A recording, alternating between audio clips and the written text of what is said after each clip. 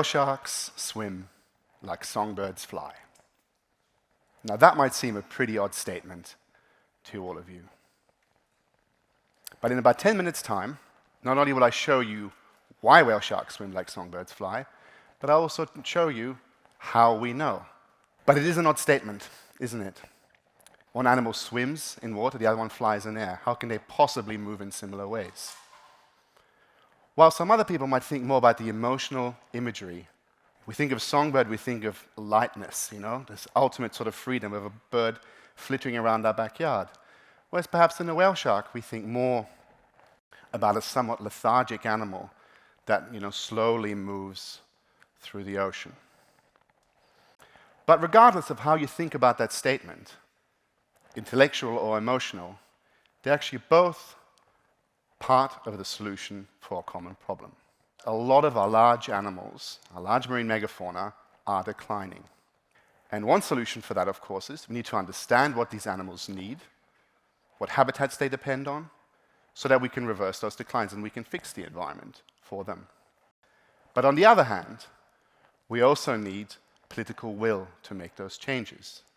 And for that, we need to connect people emotionally to these animals. We need people to care. And the only way to do that is to bring these animals closer to a broad audience, like yourself tonight. But interestingly, science we generally think of as only really doing the former, right? I mean, we scientists, we collect objective observation that are very, very dry, and then we do fancy stats with them, and that leads us to some amount of insight. But that just isn't all that engaging. Case in point right here. This is one of my data sheets from looking at the temperature sensitivity of bluefin tuna. How do bluefin tuna respond to climate change? Now, this is profound stuff, but you would never know it. Because not only is my handwriting terrible, but also it's a very abstract way of collecting data, of showing observations. But that is changing.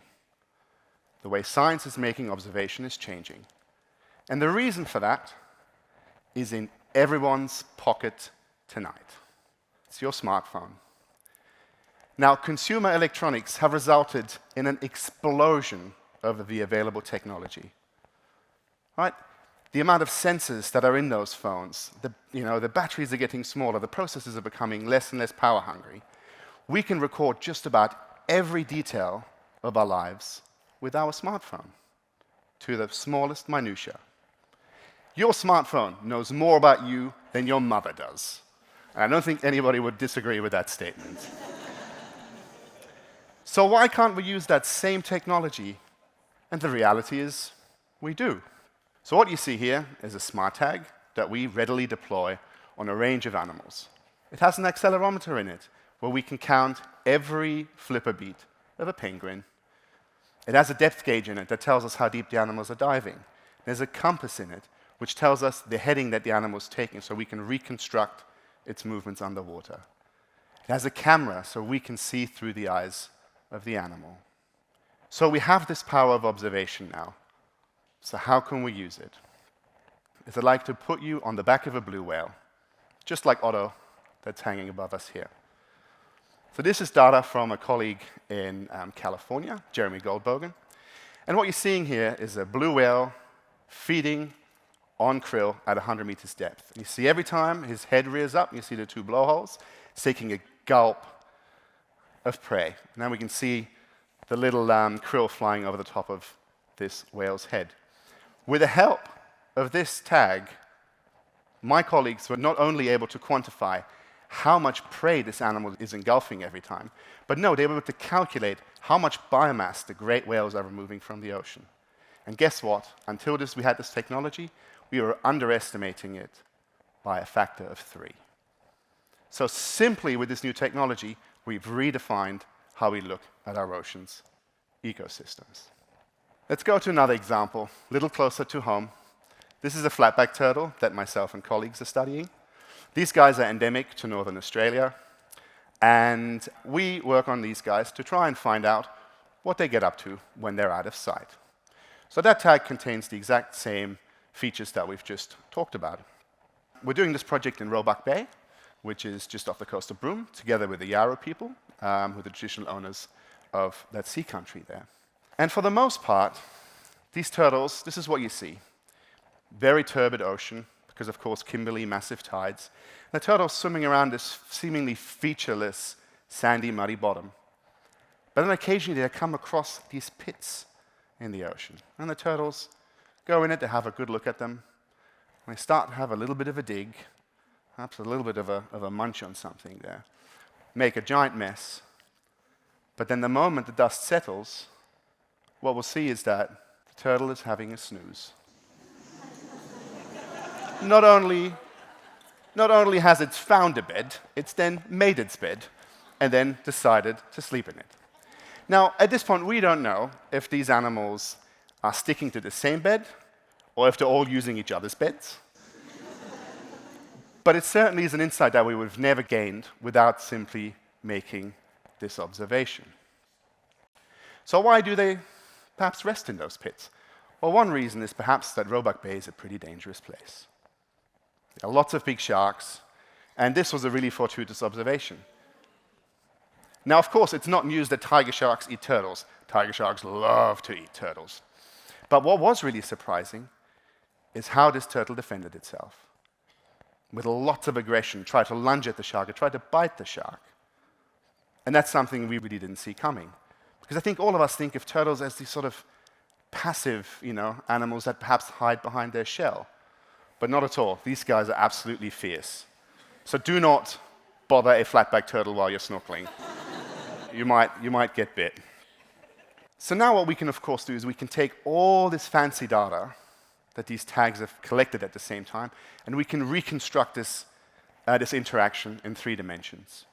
So what you're seeing here is that singular dive where that turtle met the shark.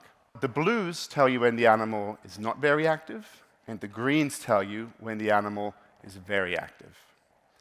And so right at the start, you can see this big kerfuffle with lots of turns in this movement track. And this is actually the turtle squaring off against the shark every single time. Because what sharks love to do is they try and approach their prey from behind. So every time the shark would make an approach, it would circle back, the turtle would square off again against it and be like, I'm going to bite you if you try and eat me.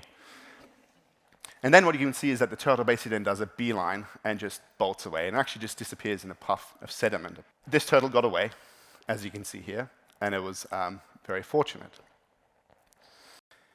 But from this, we can see that we can reconstruct this animal's life in very, very fine detail.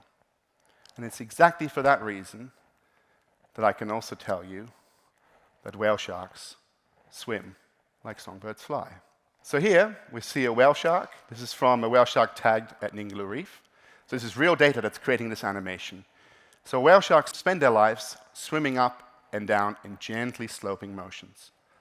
And they use their pectoral fins like wings, and they glide down on their negative buoyancy. Then when they reach the bottom, they swim up again at a very, very gentle angle. And now they have to work against that negative buoyancy. And the analogy is exactly that of a songbird, who intersperse flapping their wings, gliding while gravity assisted, and then flapping their wings while on the ascent. And again, you would have never been able to observe this without this technology.